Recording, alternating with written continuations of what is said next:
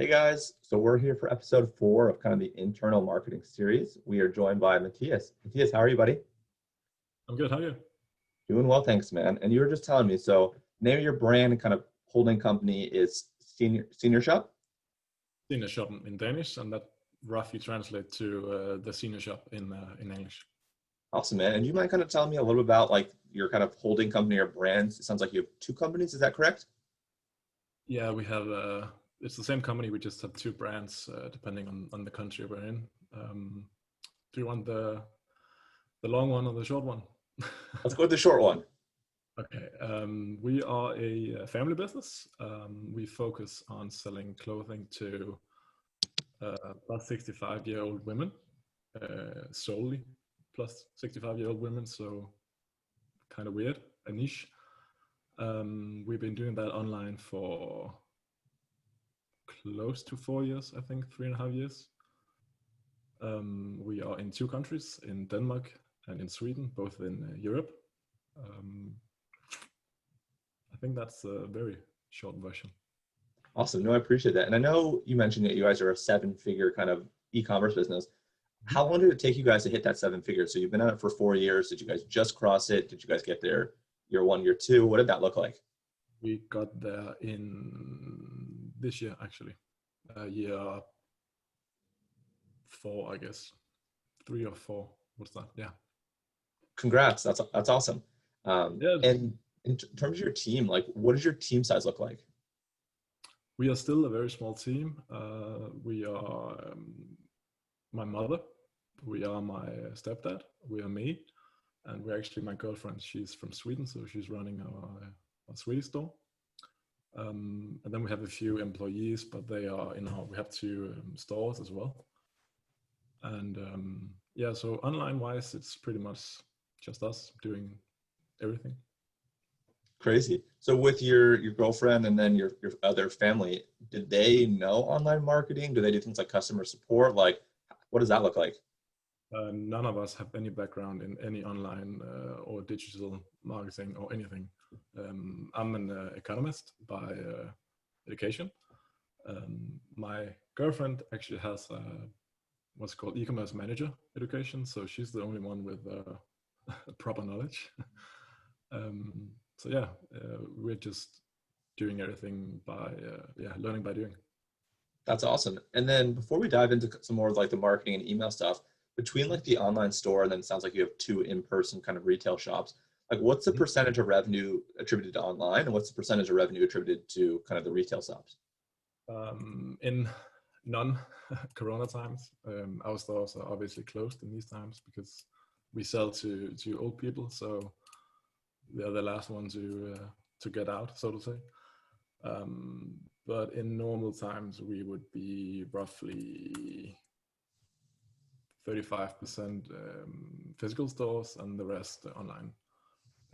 As of this year, obviously, it's not normal numbers, but we've been growing pretty fast and yeah, exploding. So that's why the online business is overtaking our physical stores now. Yeah, so I guess the last question on the physical stores, and then we'll focus on the online. Did you guys leverage any like paid social or any kind of email list to drive traffic in stores? Were you just in really high ticket, kind of high traffic malls? Like how did you guys drive so much revenue from retail? Our stores are, and that's why I went with the short version before. But our two stores are kind of like mobile pop-up stores. So we cater to old people, seniors. So we actually, just to get the semi-short or semi-long version, we have two vans, like the biggest van you can imagine driving with a normal driver's license. And we have some custom-built racks that we can drive into the back of these vans. And then we go to like everywhere you can imagine that old people meet, like clubs and church clubs, or I don't know if English, if this is a proper word, but like bango, we call out numbers and put Yeah. on a plate. Yeah, like those kind of associations and elderly homes and yeah, wherever you can imagine. And it sounds funny and it sounds like Tupperware parties, but it's like a full-time job, like 10 months of the year. And we're doing amazing. Yeah, In one you're a go. hustler, right? That sounds like a lot of work. It sounds like online's a little bit more organized and kind of wrangled in. Well, dude, that's awesome. So talk to me about email. What email platform do you guys use currently for your brands? Klaviyo. Using We use Klaviyo. Klaviyo. And then do you have two Klaviyos and if you have two Shopify's? Yeah, we have two Klaviyos. Got it. We have our Danish store called the Senior Shop, and then when we expanded to Sweden, we decided to take a different name, kind of obviously, but so in Sweden we're called what roughly translates to the ladies magazine. So it makes sense to just branch out, and also because everything has to be translated, of course. Yep, makes sense. So you mentioned seven figures kind of is the business size. As a percentage, what percentage of your revenue comes from email currently? Just around 30%, I guess. Yeah, 30. Solid. And has it been kind of stable and consistent at 30%, or are you seeing kind of month over month, quarter over quarter growth? It depends a bit. We are highly leveraging paid social media. So obviously it depends on the month and how much we put in social media, but I guess relative to how much money we currently use in getting new customers, I think we're doing, I wouldn't say extraordinary, because I don't know what others do, but I'm pretty satisfied with the 30%, and it seems pretty stable.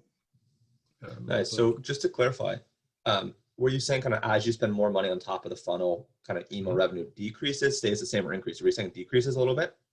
It decreases a little bit, but then again, we also spend quite some time and really try to get as many leads and signups to our newsletter as possible, because we know how much money we're doing from that source. So even though we are decreasing a bit by getting a lot of top of the funnel, we know that we are catching not most of it, but right. a So pretty big into our right. So the email. percentage decreases, but the volume increases, right? You're still making more money from email, just the percentage decreases, which is okay. And that is definitely something we see as well.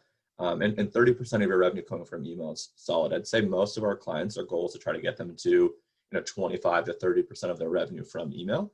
And again, obviously, right, you don't stop there, you kind of keep pushing, but that's solid. So when you think about like Klaviyo and your kind of email program, how do you think about campaigns and flows? Like, where do you spend more of your time? Do you split time? What does that look like? We try to put as much time and effort into flows, for the obvious reasons that they are generating while we do other work. But I also have to be honest that because we're a family business and because we're a small team right now, I don't spend as much time as I would like to in improving and iterating and testing new stuff in the flows. So putting a number on it, I don't really know. It's in some periods I focus on the flows because I have time, and in other periods we just do the campaigns. But I Yeah, would and by really the way, spend more time on the flows because we are generating quite a bit of revenue from it. So if I had the time, I would dive really deep. yeah, for Definitely. me, really, this is kind of why like I started this series is because, again, I'm an agency, right? Like we dedicate time to our clients, but it's very different in your shoes, right? Where you have so many different moving pieces and parts, right? You've got all the different marketing activities from paid social to email to influencers, whatever you're doing. You've got inventory, you've got customer service, right? So it's really interesting to me, and that's the whole point I wanted to do this is just to get a sense from you of all the moving pieces and parts. Like, how do you prioritize and think about your email? So on the flow side, then, is there any kind of flows that you have been surprised that have driven a lot of revenue and engagement? Are there any ones that you are kind of about to try and test that you're excited about? So back when we kind of started digging into email marketing and Klaviyo and flows and everything, remember I don't have any background in this, so I really had to do everything from, I would say, from scratch, but even more from Google. And I remember the one that surprised me the most in terms of, let's say, positive feedback and engagement is actually some of our post-purchase flows, where we pretty much just like thank them for their order and how have you been, and what about the order, are you happy, and you know, what sounds like pretty standard stuff for most businesses, but we try to do it in a really personal way. That's the first thing, but also I'm surprised at how much they actually engage and how important it seems to them, to our customers, because me as a 20-year-old guy, I honestly couldn't care less if I buy something online and they thank me afterwards, because I know how it works, and you know, it's not that important to me. But I was really surprised that they actually engaged and were so seemingly satisfied. That's on the, let's say, the engagement and the happiness side.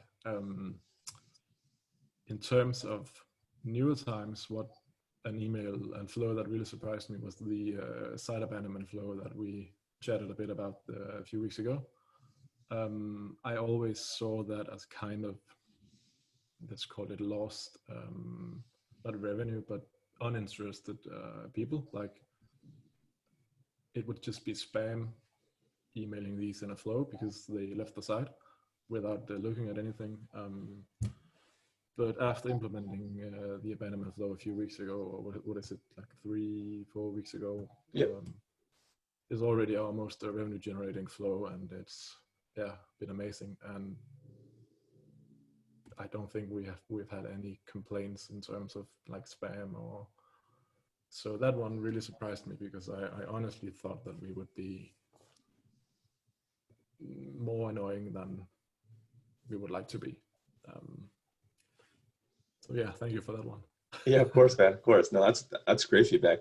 Yeah, I mean, now that I think about it, like, it's really interesting that your audience is, you said, you know, mainly women over, you know, 60, 65, right? Yeah.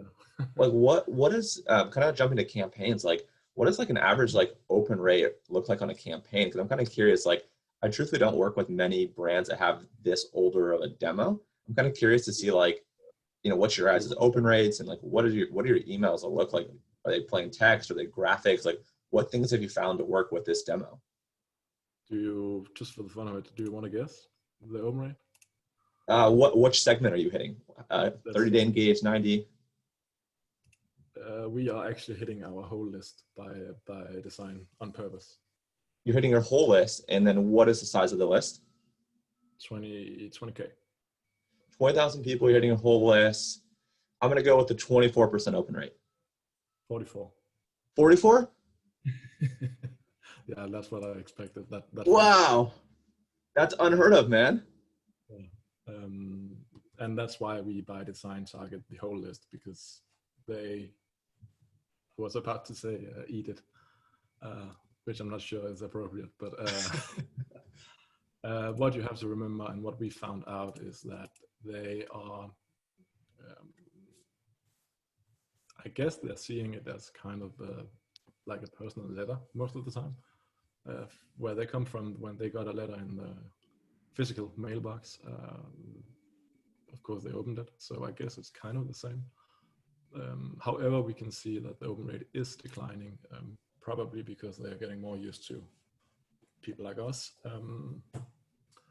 And that's one side of it. And the other side is that we, again, on purpose, have always tried to do it really, really, really, really, really personal. And I don't mean personal in a standard email kind of way with insert first name and, you know, in everything we do, and all the answers and all replies, it's from the bottom of my heart, I was about to say.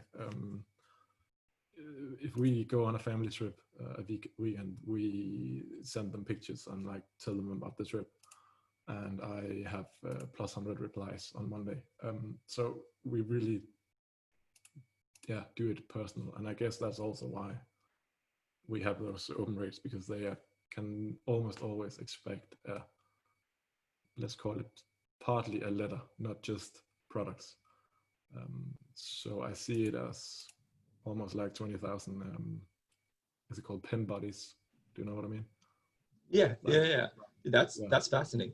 That's incredible that the open rate's that high for hitting everyone. I really like the personal touch and really kind of showing people, into your life, and allows them to kind of be a little bit more vulnerable and kind of honest and open.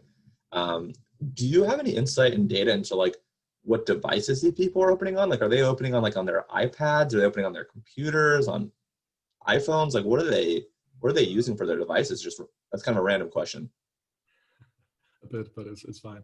I actually never checked in Klaviyo. I don't know if that's possible, but I can say that our store is, I think it's something like 40% tablets and 40% mobile and 20% desktop, something like that. Like the opposite of, I would say, the normal. Um, but it makes sense if your 70-year-old grandmother gets a phone, not a phone, but a computer, she probably gets an iPad instead. Yes. So it makes sense. That's interesting. And I know you mentioned like as you send more campaigns and as other brands send more campaigns, right, the engagement inherently goes down.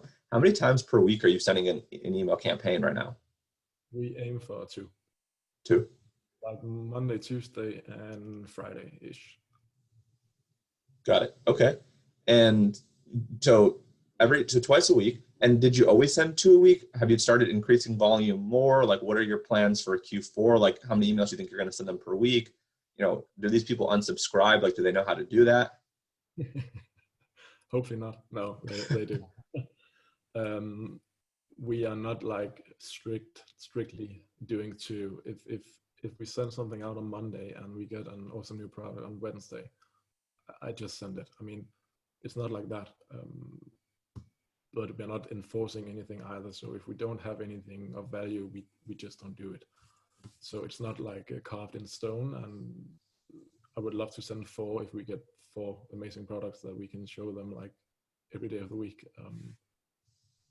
So two is just an aim, because I know being a small team, if we don't have any like just minor goals, we just end up doing nothing because we don't have the time. So it's just like a guiding principle. Yeah, it makes sense. And then are you planning on increasing the volume for Q4 because everyone else is, or only if you have things to say and only if you have new products and only if you have certain things in place? I honestly haven't thought about that. I just keep on doing the aiming for two, and if we find something, we send it out a third or a fourth. But of course, when we get to Black Friday and everything, we all bets are off, as anyone else. But we aim for the two, unless we have anything of value that can add to it. Yeah, makes sense. And do you offer like sales and discounts to these people, and that's what gets them to convert, or are they just kind of regular emails? Like, what kind of content are these people really interested in? Like, are you sending a lot of education and blog content? Like, what kind of content do you see converts with this audience? Um, a bit of everything is the easy answer, but if we decide to do a discount, they convert like crazy. But we seldom do that because I would rather try to, sell by value and not by force, by discounting. Most of our content and most of our emails are either educational or, let's say, product specific, Yeah. or very, very personal. I can give you an example. I actually took some examples with me, but I don't know how to do it, so bear with me here. I just enabled it so you can screen share, and at the bottom of your screen, if you want to pull up a screen share, should be like a green button that says share screen. Do you see that by any chance? I know it's completely crazy that this is my first Zoom call ever in these Corona times, but No worries, man. so screen, and I see my own face. It's not good. Share. Let's I'm see. sharing. Yep, got you. I can see your screen now. Okay. I can't remember what these are, but let's just open them.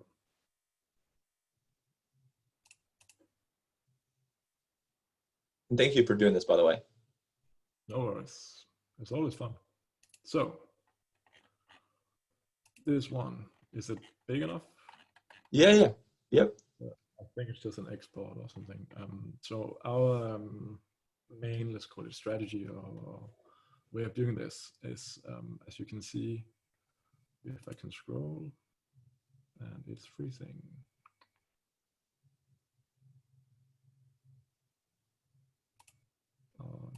Try the PNG version. It's typical.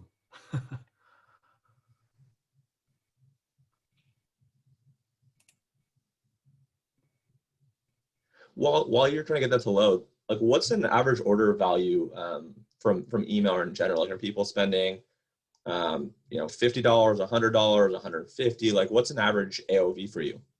Like $120, I guess, is Nice. the what. So $120, and then how often do people purchase? Like every season you have new things, so like once a quarter. Like how often do people buy from you? Whoops. I can't remember the number, but it's more. It's often. I honestly can't remember the metric, but we have a very loyal base and have something like, I think something crazy. This month we had a repurchase rate of, I think it was 50% despite spending, having the highest spend on social ever. So it's kind of Wow, weird. So it incredible, depends a bit, but incredible, they're very, so this seems to work. awesome. Yep. See you now. Thank you. So as you can see, we are really text heavy, I guess. Yep. Now you may correct me if I'm wrong because I don't have the benchmark that you do, but our, let's call it strategy is very text based. Probably out of necessity because we're a small team and we don't have any like designers or graphical skills at all. But I think it's really an underrated way of doing emails, to be honest. And so we primarily do these text-based emails where we, in this case, it's a new let's call it t-shirts that we produced, and we pretty much just tell them everything about the shirt and what's special about them and why they should use them and all the benefits, and yeah, so a lot of text. Yeah. No, I As you mean, it's interesting. It seems to work for your audience, so it makes sense. Do you guys just build this email straight within Klaviyo, like leveraging like image and text blocks and whatnot? And then, okay, yeah, nice. yeah. And again, obviously, right, I know you have a small team, so maybe you guys don't, but do you guys use any kind of like project management tool for like scheduling and organizing emails, like anything like a Notion or Trello or a Monday or Asana? We use Notion, just not for that. And we actually just talked about it today because we would like to be a bit more structured about it, just so we don't end up, forgetting or missing out some options or opportunities.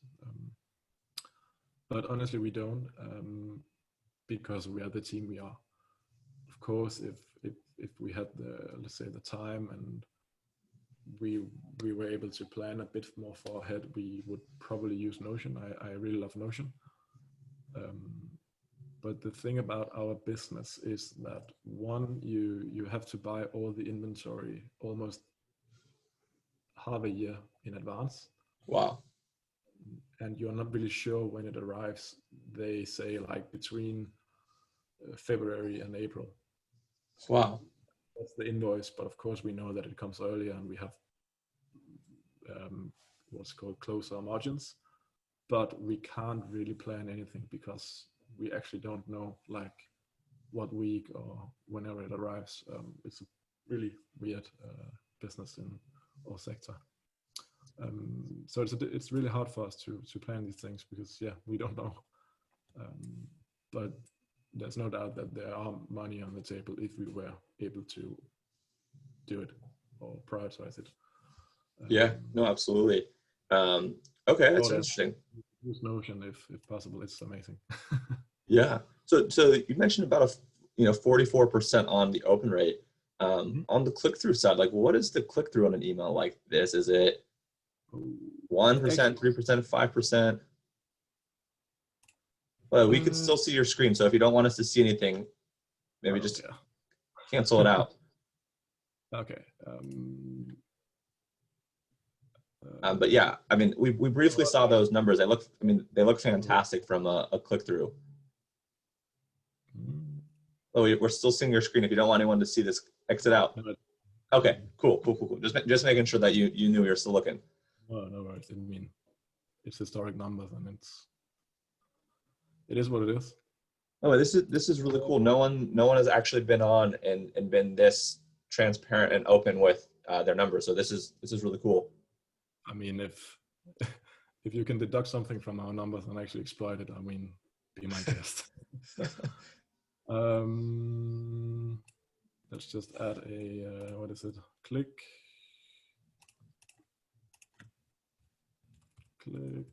email, click through rate. You're the expert here.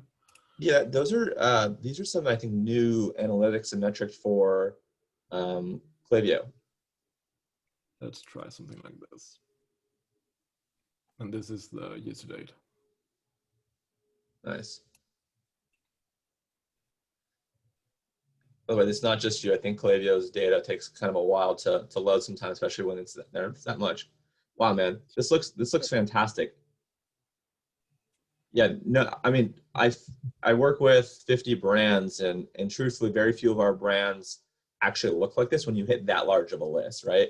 I think if you hit a really narrow, defined, small list, a decent number of our brands maybe look like that, but very few. So this is quite impressive. It seems like you really do have the right niche and kind of the right approach to it. So yeah, man, hats off to you. This is awesome. An 18%, almost 19% click through on a campaign is like unheard of. Amazing. That's insane. Well, dude, I mean, this has been fantastic. Is there any other notes or any other things that you wanted to walk through? I mean, I think we got a lot of really great info to kind of share and take away from this. Let me just take a look. A second.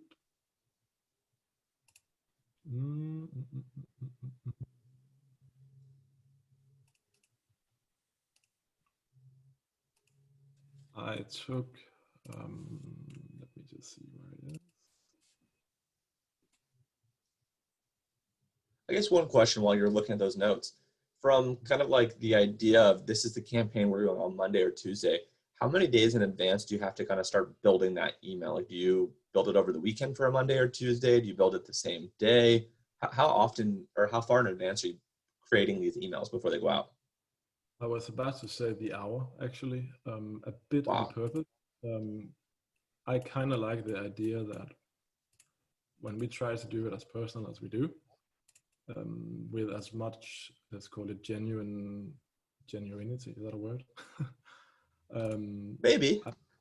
I kind of like, sitting like Tuesday morning, debating what we're going to write about or what products, and really just write what I was about to say feel. It sounds so silly.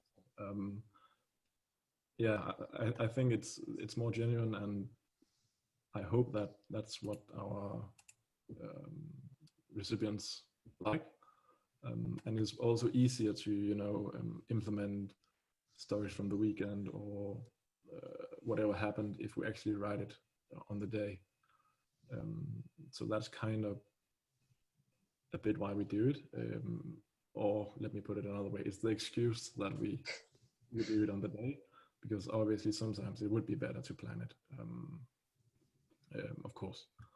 Yeah, makes sense. Actually, two last questions. So to get the 44% open rate and kind of in that range, are you running any A/B tests like on subject line, or it's just one subject line, here it goes, and people just happen to love it, each time? We are running A/B tests on flows because they are, I would say, testable. But in my opinion, most A/B tests, at least on campaign level, are obsolete. I don't think the added, let's say, knowledge or information is worth it. It's worth the wait. I like executing like on Tuesday and then executing on something else on, I don't know, Friday or Thursday, instead of, you know, running a split test to some part of the list and, you know, delaying everything else. I just don't think the added value is worth it on campaigns. I think on flows, it's of course another game where every small incremental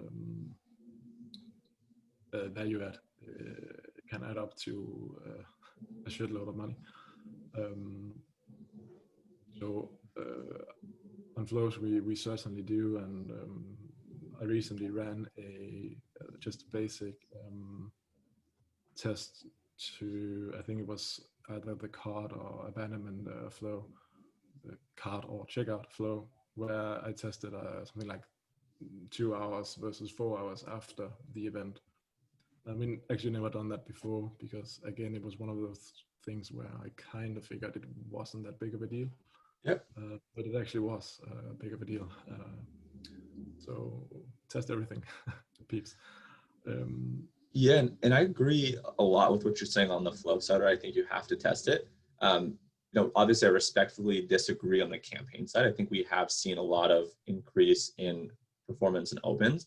And typically the way that we do it is, again, is a little different our approach, right? We're scheduled in advance. So what we'll basically do is we'll allow the A/B test to run for 2 or 4 hours before the optimal time is to send. And then it will auto either send based off the open or the click through, depending on whether we're testing like a subject line or something within the content. And it really depends on your list size, right? Like if you are only sending to a couple thousand people, right? Maybe it's better just to get it out as is and with an A/B test. Well, a lot of our clients, right, they'll have 100,000, 500,000, 1 million people. So even like the difference in like a few percentage points, like with them is like a pretty substantial deal. But I guess for you, right, like you're trying to be efficient with your time, right? Because there's only so few of you. So I get where you're coming from there. I think it makes sense.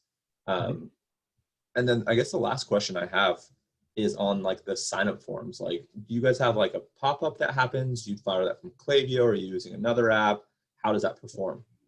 We have a pop-up, and we recently moved things back to Privy, just to, I guess, try it out again. We've been using Privy before, just to see if there's some minor incremental value in using, let's say, a more native pop-up tool than Klaviyo. Yeah. But both Klaviyo and Privy have been working, I mean, fine for us. I'm a bit unsure about our current conversion rate because, as you probably know, it's impossible to filter out Klaviyo current subscribers in Privy, and we just moved, meaning that Privy doesn't have any cookies or anything. So our current rates are pretty low because all the current subscribers are seeing it as well. So I honestly don't know, but it's something like between 2.8 and 5.1, depending on the device and the trigger and the country for that matter. Got it. But it sounds like if it's 2.5 to 5, right, and a lot of the people that are already on your list are seeing it, you know, it in theory it could be closer to like 6 to 8 or maybe 8 to 10% if it was working the way it was supposed to potentially. That's healthy. I think the 2.8 and the 5.1 is in Klaviyo with in the old. I was about to say the old system, but I think. Oh, got it. Excluding the profiles already. The accurate numbers. Got it. Okay. Got it. Well, dude, thank you so much for all the time and the insight and the transparency. I really appreciate it. In terms of people that maybe like want to connect with you or have a follow-up question, is there a good place that people could like follow you on social media? Is it Twitter? Is it LinkedIn? Is there an email? How can people kind of connect with you if there's anyone that wants to reach out? The only social media I really use is Twitter. I think my handle is Vonappenio. It's my middle name, VONAPPENIO. Welcome to reach out. Always fun to talk. Sweet. And I'll drop your link. Like this will go on YouTube. I'll drop it like in the description so that way it's easier. Well, dude, thank you so much for the time and the insight. I really appreciate it. No worries.